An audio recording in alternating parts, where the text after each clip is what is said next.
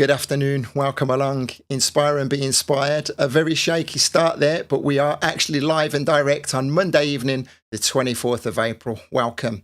Today we are talking to Mr. Southport, Mr. Suncebeat, the one and only Mr. Alex Lowe's. I am just scanning across my computer to make sure everything is working fine, and I believe it is. So I'll press this button, and I'm not bringing Alex on because I've gone to a different window. Now I've got Alex. Hello. Mate, if anything, Hi, Andy, mate. You all right? If anything could go wrong, it seems to go wrong for me. But these things are sent to test us, right? If you saw me in a wheelchair at the last weekend, you'll know there's a lot of bad luck following me around at the moment, trust me. I am going to be talking to you and asking you about that. So let's get... 4 months in, 4 accidents already. Wow, 2023, right? It's been a weird few years. So let's get straight into this. A gentleman who really needs no introduction. I am hoping that we're going to get a lot of your friends coming and joining us live. Most definitely, we're going to get a world of people coming and checking out these words over the forthcoming weeks and months. So my hope and aim, Alex, is to capture that interview that you always wanted to try and get across, because down the years, I'm sure you've spoken to many radio presenter. I'm sure you've been interviewed. You've put your own movies out. But I also do believe that you've never really opened up enough to... now what are you going to do to me? I'm not going to do anything. Relax. You're all good. Right. I like to make this as interactive as I can. So anyone that is with us live, please do feel free to leave any comments or ask any questions. When I say ask questions, obviously we want to try and get as much out of Alex as we can before we do ask the questions. But I do appreciate you all being here. So, my friend, first of all, let me thank you for giving me your time, because I know you aren't particularly comfortable in front of the camera, are you? Let's be honest. Terrible. Don't worry, I'm slightly subdued with a hangover today following the football. So, shall we talk about that? Should we talk about that ever so briefly? Could any Spurs fans please switch off now? Sorry, I've never seen a match like that in my life. First 23 minutes, man. Oh dear. So, lifelong Newcastle fan.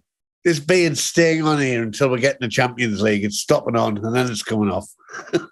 I love it. You're looking beard. A lifetime Newcastle fan? Oh, yeah. Mm-hmm. Wonderful. Totally. Well, I lifetime sufferer. Lifetime sufferer, me. We've got quite a few people passing through already, so you're a very popular person. Enough of that. I'm still crowing from it, you know. I do happen to know that you weren't actually born in Newcastle, right? Chesterley Street. Mm-hmm. Chesterley Street. Chesterley Street. And just south of Newcastle. You were brought up outside of the area, though, initially, right? No, I don't know. I lived in the northeast, Durham, Chesterley Street, but I did part of my life. I lived in Bolton in Lancashire. Yeah. Okay. When my mum and dad, my dad got a job down there, and we all moved down. Yeah. But yeah, I still used to get in the train and watch Newcastle United when I was 14, 15-year-old. Wonderful. Paint a picture of life for yourself back then, if you can, because I'm always amazed, and it's difficult to, because you're not that much older than me, but I am always fascinated by life, towards like the back end of the 50s and the 60s, because we weren't that far away from a war, right? So that's true, isn't it? I guess, yeah. So paint me a picture. My dad was in the Territorial Army. He was a desert rat. He had a condemnation from Montgomery, you know. My mum was a Wren and all that. So I suppose really, I vague days, I remember it was that close to the war, wasn't it, really? But sort of 57 I was born. I'm getting me old, but yeah, it was a different world, wasn't it? But things move fast, don't they? And nothing's moved faster than the last 3 years, has it? Crazy. That's right. Well, I saw a comment saying that the percentage of your life that you've lived in comparison to the amount you've got left is there's a formula that makes life so fast, you know. It's a bit ridiculous, really. Oh, so, well, never mind that. We're still here, alive and kicking, mate. Indeed. An only child? Yes. No, sorry. Got a brother. My brother Peter, he's 10 years older than me, but I lost my sister's skin cancer, unfortunately. She was about 40-year-old, which is pretty sad. It was back in the days when they didn't know what it was, Andy, you know. And it wasn't diagnosed properly, but yeah. Lots of family, though, yeah. Good. And a big external family, Oh, yeah. aunts and uncles and the likes. Yeah, my brother had 7 kids alone. Wow. Yeah. So He's made up for me. a big family man. Did you get much any musical influences from your brother? Well, I mean, not really, no. I mean, there was loads of Beatles albums lying around and Rolling Stones and stuff like that. So, not really, no. I mean, I picked up my own musical influences. I think when I was very young at school, I was getting into reggae and soul. You know, I was the odd boy out at a rough set modern school. You know, but of course, you know, reggae was quite popular amongst skinheads at the time. You know, you think of skinheads in a different way to what you were now. I mean, then there were big music lovers, and reggae was a huge part of that movement, wasn't it? You know. So, do you recall having, because reading back, there was a lot of politics involved with the skinhead movement and the likes. Were you very political yourself? No, not at all. No, not at all. No, just music. I always liked music. Mm-hmm. In fact, I think if I'm right, when I was at secondary modern school, I think you used to get bullied for liking black music back there. You know, oh, there's that soul puff there and all that stuff. Yes, that's those times, though, isn't it? It's crazy, you know. Was there much of a multiracial population? I wouldn't have thought really. so up north. No, there wasn't in them days. That's a big difference, you know. It's a huge difference, yeah. Yeah. So where were you getting your influences of hearing the music and going out to see people play the music and stuff? You know, a couple of mates, and when I moved to Bolton when I was 14 and 15, I heard this Northern Soul stuff I'd never heard of, you know, and I got into that stuff. And you know how it is, Andy, when you're that young, there's nowhere to go. So what you do for playing music, you end up playing yourself in a back room of a pub, which is exactly how things developed to me. There's a pub in Durham called the Coach Nate. And I used to take along a few records, get a few mates, and these things just grow from that, you know. And that's because nobody else. Or I tell you what, I used to go. That's the thing. I used to go down to a rugby club on a Sunday night, a rugby club in Durham, and take about 5 7-inch singles and get the DJ to play them and stuff like that.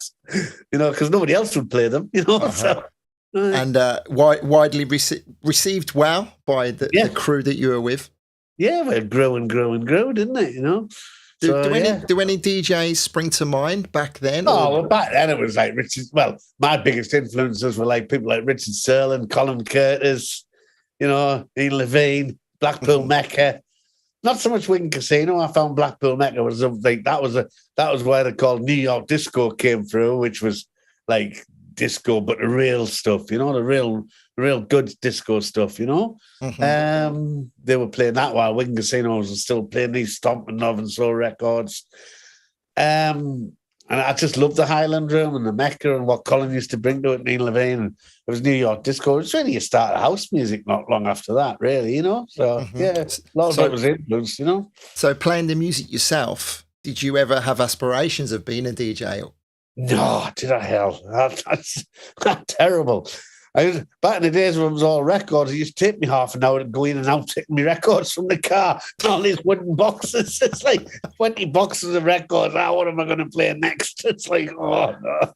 Brilliant. You got your jazz section, your soul section, your house section. You know what I mean? I get you. Now you just got it all on a stick. I'm hopeless. Technology is no. I remember lumping record boxes, even as well. I was going to say even as young as I am. I'm not young at all. Tilt your laptop screen forward just a little bit for me. I want to be able to see. That's wonderful. That's wonderful.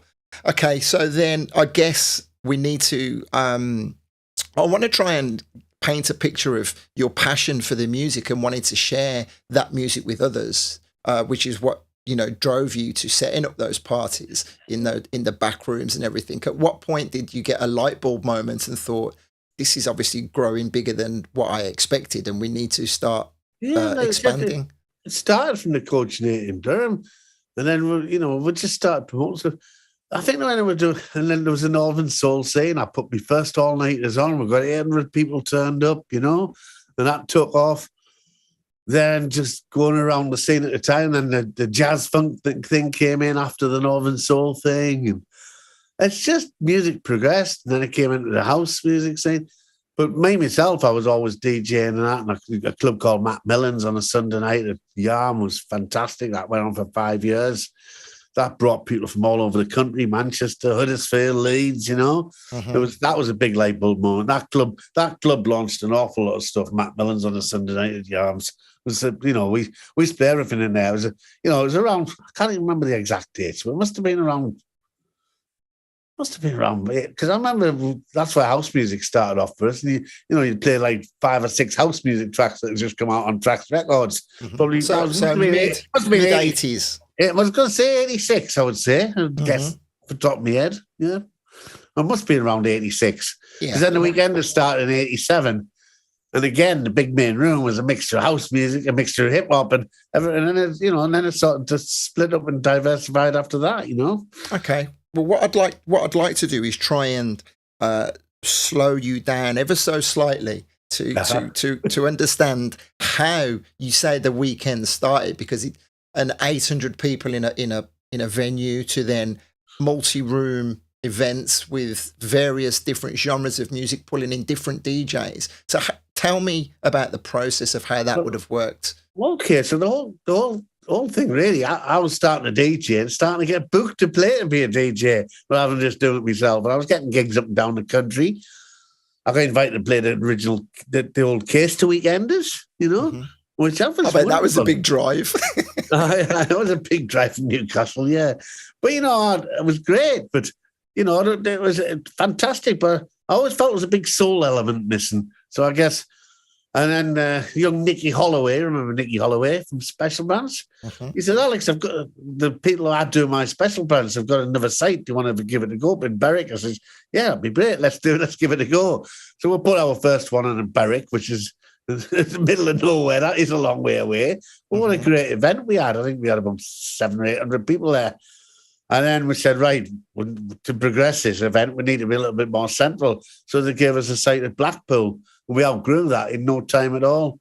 And then we ended up in the Ponton site at Southport for many years, which became our home. And I think it went in, and then we had to move it quickly because it went into administration and ended up with the Butlins. And of course, we gave it a rest for 7 years. I didn't actually think we were going to do the weekenders again. But along came the offer of Bognor Regis, which was a site that I always wanted to do. I never thought it would turn up. I tried my best to get it for many a year. But it was just so popular, you know, such a popular venue. Anyway, eventually I got a chance, and we've done 2 there, and I'm absolutely, you went yourself last year, absolutely brilliant. So that's a little history of the weekenders for you and where it started. A pinnacle. That is the history of the weekend. A condensed history. You've just skipped over 30 years of music. Sorry, 3 minutes. I'm still on a high from the football now. That's wonderful. That's wonderful. Well, I did say I was gonna be gentle with you, but I am gonna roll you back because there's. All right, I knew you'd do that. Come on. There's way too much important things that have happened with the changing of the scene, the changing of the DJs, the musical styles, and everything, and so on. And I want to hear from the horse's mouth. Because you are a very humble person and you had a lot of trial and tribulations down the years. How important you do believe that Southport Weekender has been in the development of the UK music scene? I think it's been massive, Andy, because, I mean, remember when we had the side room called the Sidewalk? It was the birth of R&B in this country. You know, there was no one else playing R&B. We put a load of R&B DJs on from Westwood. You know, there's the odd gigs happening, but on a major scale.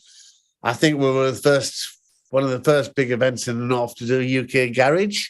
I know Ben Turner from was a big journalist. He was always said that it was a big influence on the garage scene playing that. You know, I mean, house music. We were there at the beginning of '87 when it was all kicking off. You know, I think it's had a lot of influence on a lot of musical styles, and I think the live element as well, to bring the live. I think that's what's important really as well, to not just the DJing side, to have that live element, like, you know, like a Jill Scott or a Chaka Khan or a Gregory Porter. You know, Gregory Porter even went on Radio 6 and said how it helped launch his career, which was quite humbling, you know, which I was quite shocked at, you know.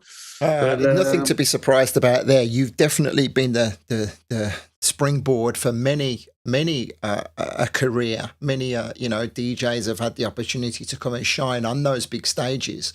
Thank you. The actual impact that you've had down the years, there have been ups and downs within the event, the ebbs and flows of the energy behind the event. And yourself, yeah. did you ever feel comfortable being the front man? Because you have always been the front man. Nah, I always go and hide away. You know me. Front man. It just happened, doesn't it? You know? Mm-hmm. I love it in the background, but when it comes to the event itself, I'll just go all shy and hide away myself. But I love, I worked along with Mr. Nick Connolly. Nick's a godsend. It was, obviously Dave was a big influence as well back in the days. And, we love programming it and putting it all together.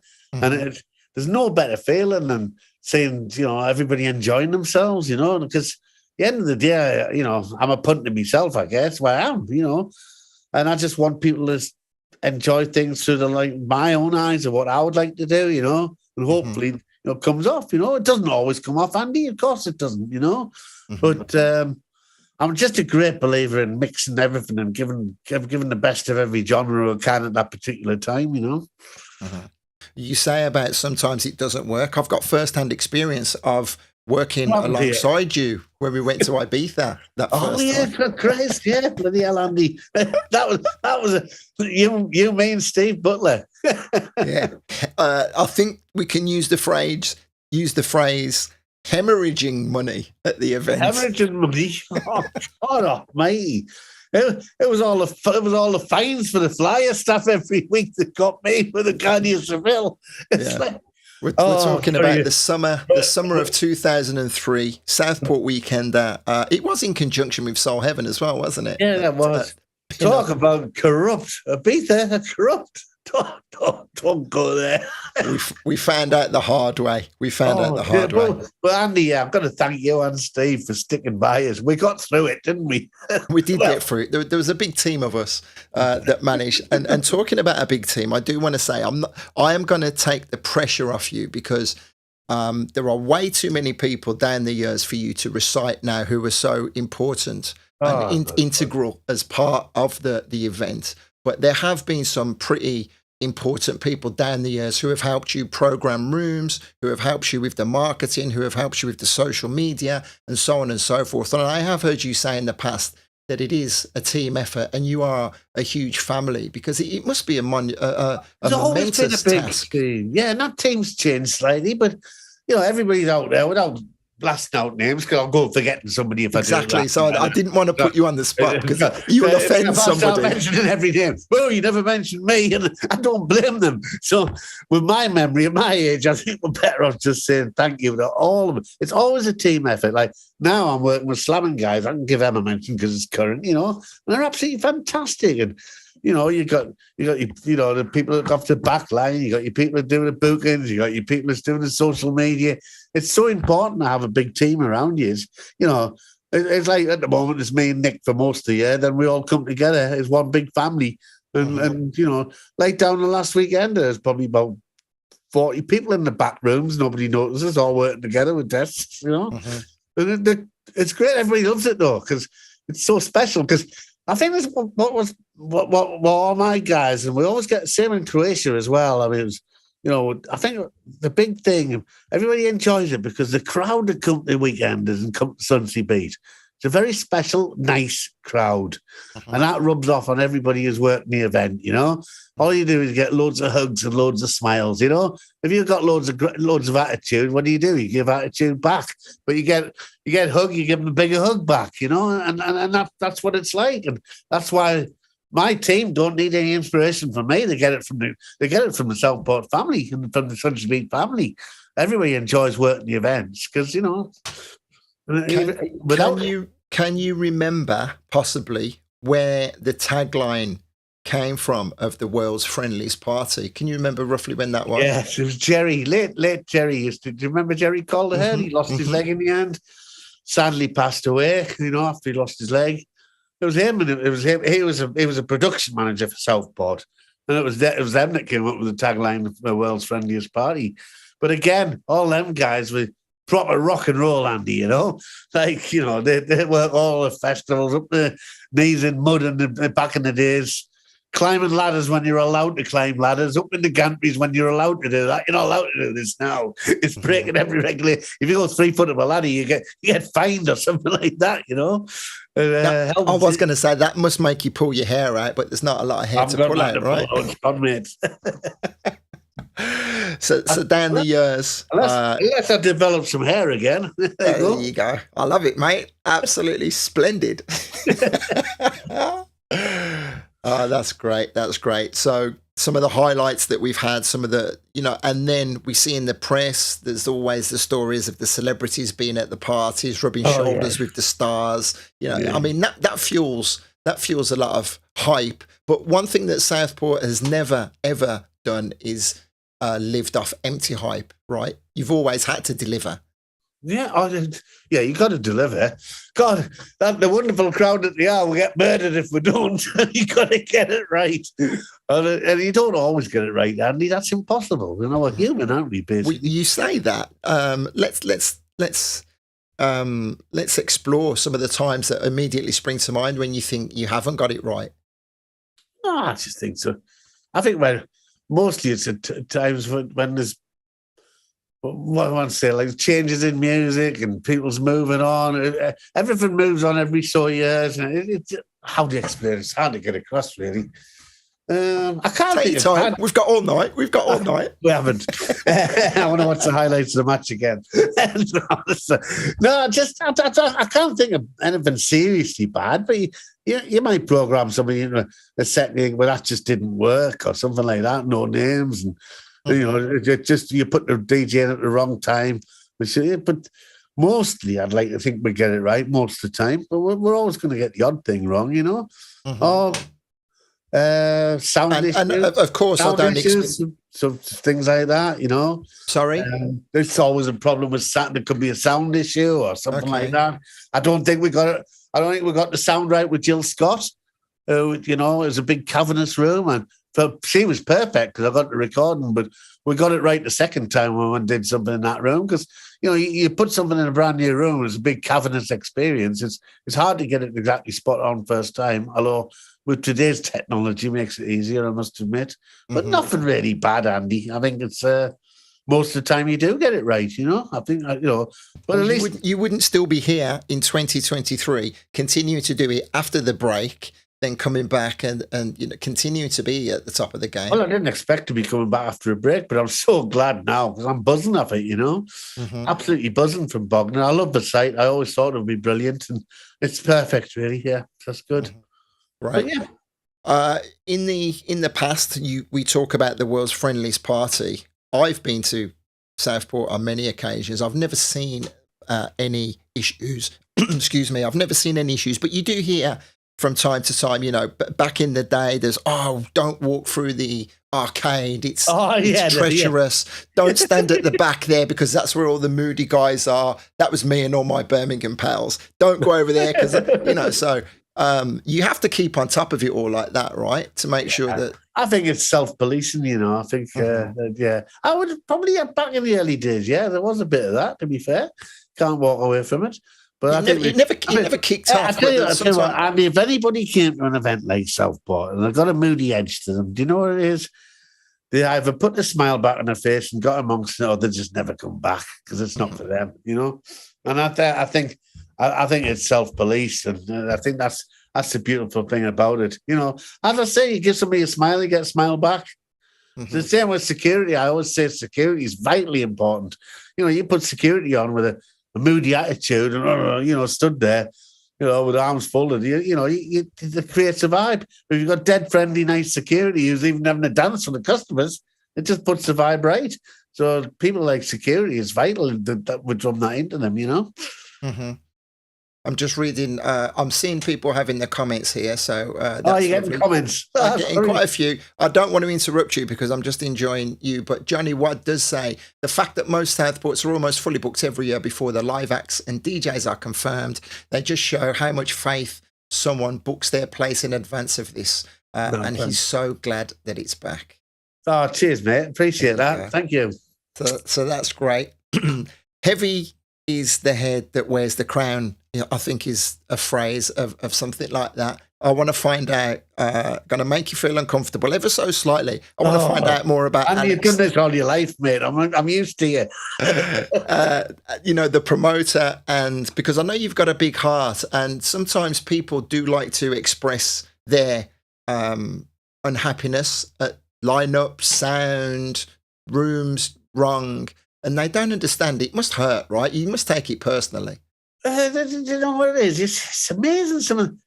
Most bad comments come from people who's on social media who don't even come to the event. The last time they came was 20 years ago, and they're still harping on about how we changed the music. It never ceases to amaze me.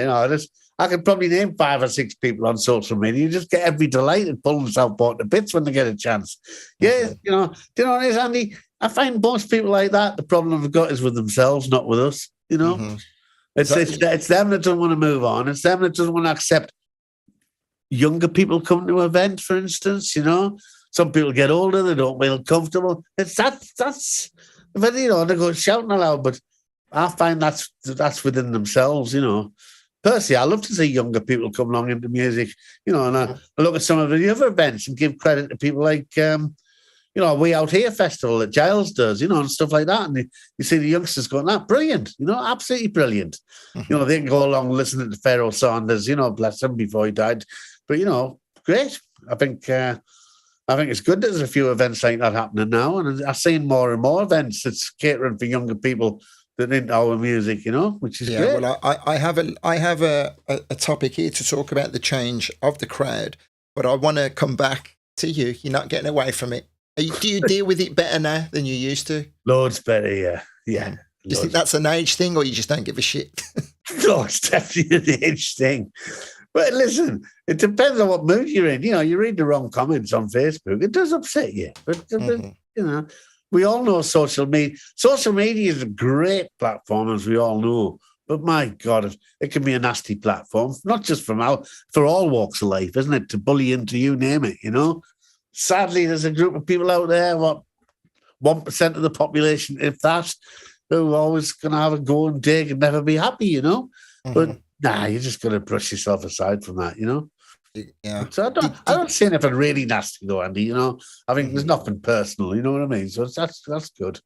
It should never get personal in what we do. I think that's wrong.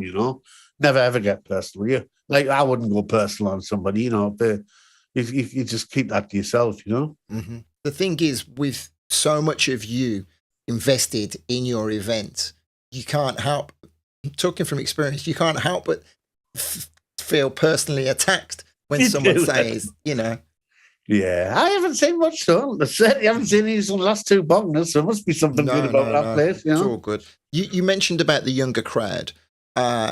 Was there a conscious decision to think, right, listen, we need to start bringing young blood into this event before everyone's going around on their Zimmer frames? Yeah. Hey, I was going around on my motorised scooter, mate, until it got took off me because I kept crashing into people. I had a few bevies. That's all. I was coming. I'll tell you all about the last one in a bit. But a lot of people were very worried about me seeing this old man with a grey beard in a motor scooter. People thinking, "What's gone on?"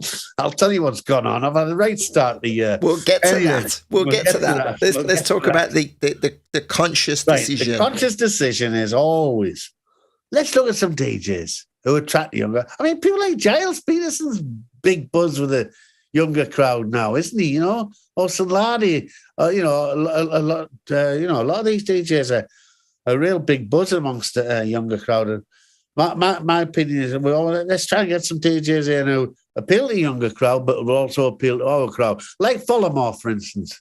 Loads of our crowd last time. He's gone massive, hasn't he, Follamore? And, we put him on. And loads of our crowd loved him, never seen him before, but he also appeals to the younger crowd because that's who they relate to. Eats Everything. He did a great job as well, So it's always, I always believe in slotting in a few DJs. You can't just keep playing the same DJs. We've got to keep moving on and bringing in a younger crowd, but you don't go in whole. You do things with little steps, Andy, is my belief, You don't go in with gung-ho, wholehearted changes, if I'd listened to people when the UK garage thing kicked off, they would have had a whole garage room for the whole weekend. I think that would have been too much over 3 days, Yeah. And, so you've got to be careful not to jump in with both feet on the latest buzz trend in the media, So how do you allow yourself to give your trust to those who are whispering in the ear, giving you recommendations? Well, how do you decide who to listen to? Well, we do a hell of a lot of research, Andy, like anybody else. We spend a lot of time looking stuff up, listening to people. And sometimes it's a stab in the dark, but there's some great stuff out there, like, some great female DJs now. I tell you, I'm like Carla in the mix. She was wonderful, and look how good Natasha Diggs has come on, But we did a lot of research before we brought Natasha Diggs. And now she's gone massive, But honestly, we just keep our ears to the ground and try to introduce a little percentage of new blood, without upsetting the event and what it's all about and the ethos of the event, And the people who've stood by your side for all of the years. I mean, Kerry Chandler springs to mind. Kerry's massive, yeah. And how he's I wouldn't even say he's reinvented himself, but he's huge on the younger generation. I was just about to say, there's Kerry. I'm talking about Giles and people. I'm clean forgetting about likes of Kerry. I mean, he's massive on the younger circuit. I think he plays some different styles of music as well, doesn't he? He does tech and stuff as well. But he's great. Also, look how Black Coffee's come on originally. He's huge, isn't he? I can't afford him now. Like, that's not going to happen. But we pioneered all that South African stuff as well. So, we've always pioneered things. Most definitely. And that makes me think of Croatia. You had some real specific themes throughout with the South Africa theme or bringing the chosen few across and things like that. Detroit stuff were done, and it's like, yeah, and we always stick to soul and house and hip hop as well. I mean, again, it's spread over a few days. You've got to vary it as much as you can. You can't have house music pumping out for 7 days every day, can you? If you listen to many people, they would say, yes, you can. Well, sorry, I disagree. I mean, you're right, though, yes. Yeah. Some of the DJs employed to play soul music do like to get on the house tip, don't they? I love it. So with Croatia on the horizon, we were talking about, summer's just around the corner. This is going to be the 14th event. And that hasn't been without its challenges as well, and over the years of the UK. First of all, I think Croatia joined the European Union, right? Then there was Brexit, and you had a lot of issues. And then we also lost a site. Another site went. I think that went in liquidation or something. We had to hurriedly find a site, Oh, no, I mean, listen, it's been a good 14 years, Ross. We've done a lot for Croatia, It's good.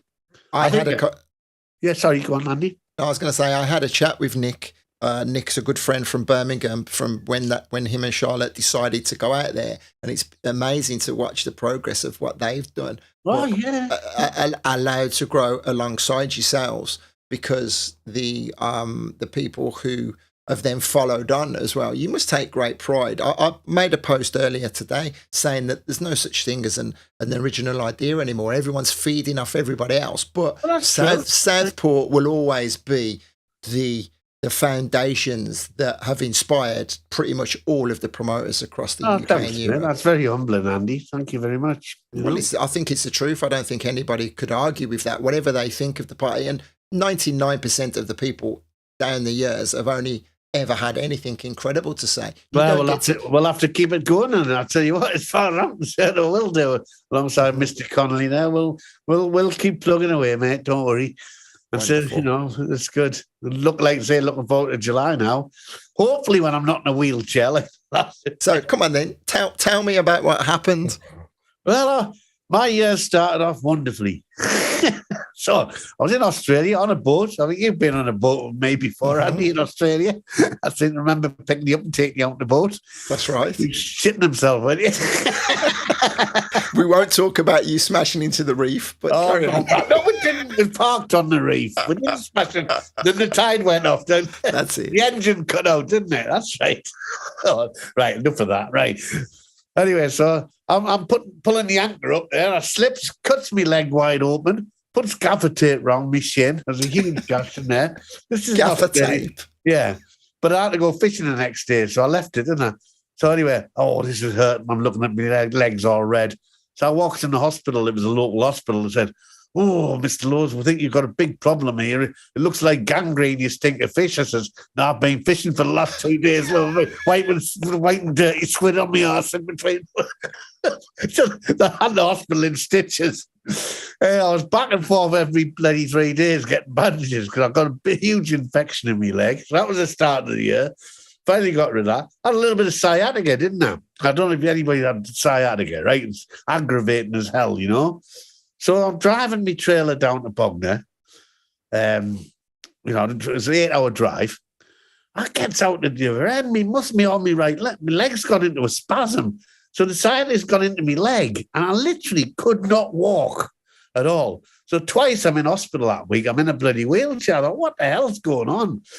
And I said, they're piling me full of these bloody painkillers, didn't they? All sorts. So I took too many of them. So I had to stop in the room on the Friday night. They told me I was going to keep me in hospital on the event because I had too many painkillers. I said, well, it's your bloody fault. You prescribed them. It's like, anyway. I gets up at 9 o'clock on the Saturday morning like a coiled spring, like, oh, great, I've got to see what's going on. So I get the motor scooter driving around, has a few drinks. The lads took the bloody scooter off me because apparently I was a menace to society. I kept crashing into people. So I've got a wheelchair. So I managed to get on the wheelchair. I'm sat in my wheelchair. I goes down a bloody ramp. Down a ramp backstage about 4 o'clock in the morning. The wheelchair hurtles off, does a somersault. My head crashes into the wall. So I had to fly back. I got my car driven back. I gets off the blade from Southampton, straight in to get my neck x-rayed. Got whiplash in my neck. My neck's like that. I've got sciatica, I can't walk. Oh, it gets better than that. So 4 days later, I'm in the house and I had to do something in the house. I falls down the bloody stairs. It rips my shoulder out, dislocates my shoulder, morphine, in an ambulance, 2 paramedics. So that's my start here. So anybody who saw me on Southport, there's nothing seriously wrong. There's just one thing after another. And I'm now out the wheelchair. And I went to my first football match yesterday. So, yeah. Unbelievable. Well, it's getting a few smiles inside the chat, I can tell you that. Definitely. So anybody who was worried about me said, what's up, Alex? He's turned to 90 overnight. He looks like a garden gnome on a scooter. It's like, don't worry, we're all right.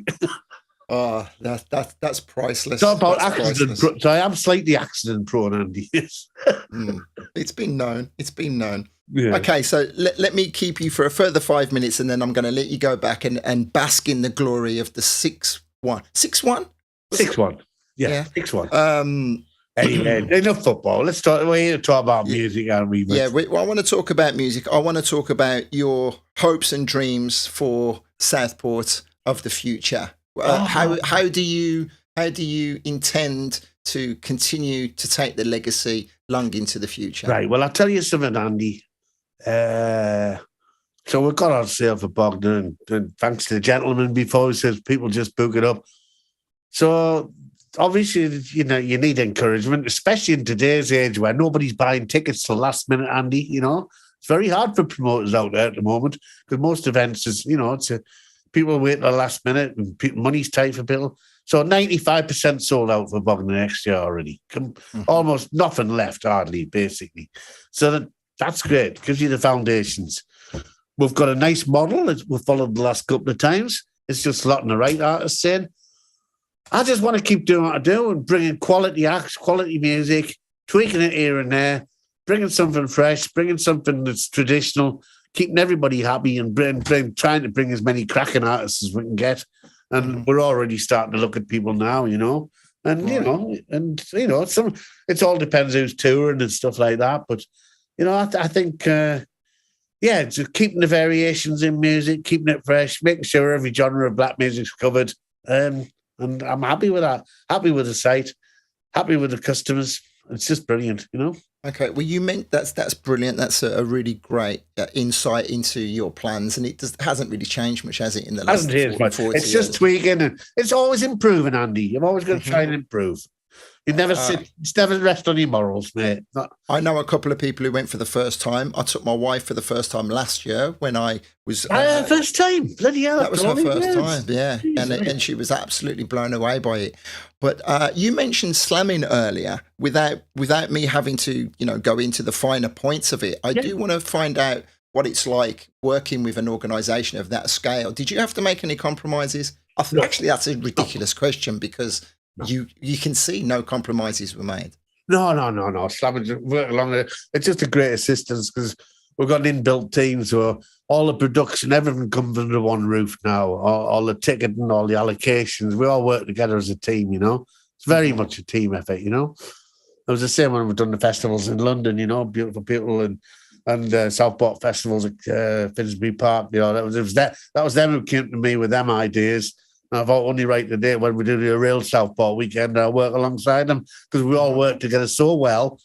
You know, it's such a great bunch of people.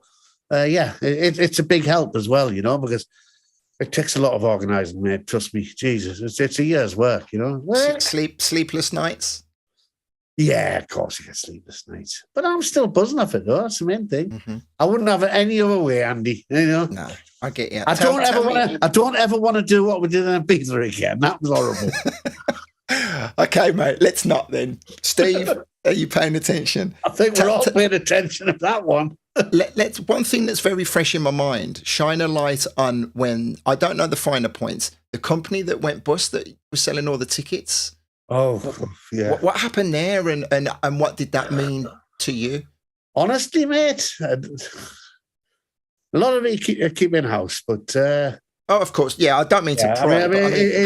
That would have the basically went bust. They've took loads of £24 million in tickets have took down from events from all over the world. You know, even in Australia, they've gone off. It's all in the hands of administrator now. To keep the event going, we've had to, you know, obviously, you know, we've had to look elsewhere to get the money to replace the customers' money that has actually gone into administration. And all I'll say is we had to move heaven and earth to do this. And thankfully, with the support of the Southport customers, you know, that's why we did it, and that's why we believed in it, you know, because it's a pretty bad show. I think the fest ticket's gone under. Really, I mean, I don't know what's going to happen to that company in the end. It's you got to be careful because I'm sure, you know, in my eyes, they shouldn't be using customers' ticket money to survive. You know, they should be living off the booking fees, which is where they make the money from. But it's obviously not happened for one reason or another, and I don't know what's going to happen down the line. But the immediate effect was, what we're going to do. But, you know, we've got a big ticketing company coming and supporting us and help us get through everything. So, you know, thankfully, thank you for giving me that insight. I just wanted to let people know, because we spoke very briefly before we came on air, how everyone is always doing the sums before the event. So they've got this many people at this much money per ticket, and he's only going to be paying this amount. So, yeah. He's sitting on a fair whack, that man. Trust me. The only thing he's sitting on is a bloody wheelchair. It's funny, isn't it? The cost of living crisis doesn't affect promoters. We don't get hit for trucking costs or fuel costs or generator costs or anything else. It's a night. Hey, listen, you know, at the end of the day, as long as we get through it, you know. That's it. Well, I'm gonna roll back and start to finish off now. I want to, you know, throw back to those days when you were beginning towards the end of the 80s into the 90s, the soul dancers, the jazz dancers, the DJs that you've brought through, the DJs who have built their own careers off the back of it and gotten off to set up their own events. You've never been you've never held back with helping others come through. Thank you, Andy. Thank you. I like that. That's definitely part of the ethos alongside the world's friendliest party. You've definitely always looked around and saw where other people were expanding and doing great things and help them along, right? Yeah, absolutely. I'll continue to do so, you know. It's great when you look at some of the DJs. Well, Paul Oakenfold used to be a hip-hop DJ for us, you know. Pete Tong used to work with us. Look how people's changed, you know. But it's great. I'm glad to see everybody doing so well, you know. It's great. And let's keep doing it, man. It's funny once you get into this. It's part of your life, isn't it? It's there for good now. It's you know, it's part of your DNA. That's it now, isn't it? That's it. Well, you say that about your DNA. What is life? And I keep saying this because I know you want to go. So tell me life. Tell me who is Alex outside of the music. What are your passions? Fishing. Stinking of fish. I love stinking of fish and winding up nurses in the hospitals. Yeah. My passion for life. Do you know what, Andy? I love nature. I love the sea. I love boats. I love music. You've been with me in Australia, you know. It's always my little escape away from the madness. I think that just to, you know, I've got family there as well, as you know, and yeah, that's my passions outside of music, really. And yeah, I just love nature and sea and all that, you know, history, you know, yeah. Right. Boring. There's a boring side to me as well. Far from boring. I don't think Alex Lowe's and boring have ever been used in the same sentence in the history. My idea of fishing's been boring is catching 83 kilo swordfish off 20 miles off the Suncebeat site. Wow. You don't even know that, you know. It catch big whacking tuna just off there, you know. Is that the time when you were with Bonnie? You went out with Bonnie? Yeah. Yeah, we've been on a few tuna boats, so it's been 4 o'clock in the morning, so let's get on the boat at 5. Wonderful. Well, there's so many tales, so many stories that we could tell. But we can't talk about, yes. Yeah. I appreciate you giving me some of your time this evening. Tickets for Suncebeat are on sale now at suncebeat.com, right? Suncebeat.com, yeah. And if anybody, I was just thinking, I've got a couple of boxes of programs from the last weekend. They're brilliant programs. If anybody wants one, drop me Alex at suncebeat.com and I'll send you out a program, you know. Beautiful. Sure, that's what we like to see. You know, I don't think that. But yeah, tickets suncebeat.com. Looking forward to it. It's going to be great. Hey, summer's around the corner. Even though it was hailstoning in Newcastle today. Yeah, it's going to be good. Can't wait to see everybody's friendly faces again, you know. It's going to be great. Well, someone who's commenting here in the chat, a young gentleman who I took to Southport for the very first time, I introduced you to him, Simon Schoolboy Phillips. Ring the bell. Phillips. Oh, Schoolie. All right. Hello, Schoolie. He says, thank you for giving me some of the best days of my life, meeting some wonderful people, friends who became family, and feeding my soul. Long may you reign, my friend, a true national hero. Thanks, Schoolie. Appreciate it, mate. You're a good one. Kid. So, yes, on that note, I think I'll just say, keep doing what you're doing. Thank you for giving me your time. I look forward to spending time with you in the sunshine, seeing all the crew. And this beard will go. It's starting to get a bit raggy now. Up the tune. Up the tune. Tune army. All right. Everybody have a good evening, all right? And see you in the sunshine, everybody, all right? Can't wait. Thanks, my friend. Take care. All right. See you, Andy. Bye. Take care. Okay. So there goes Alex. I could have kept him all evening. Wow, you could see how difficult it was to keep him chatting.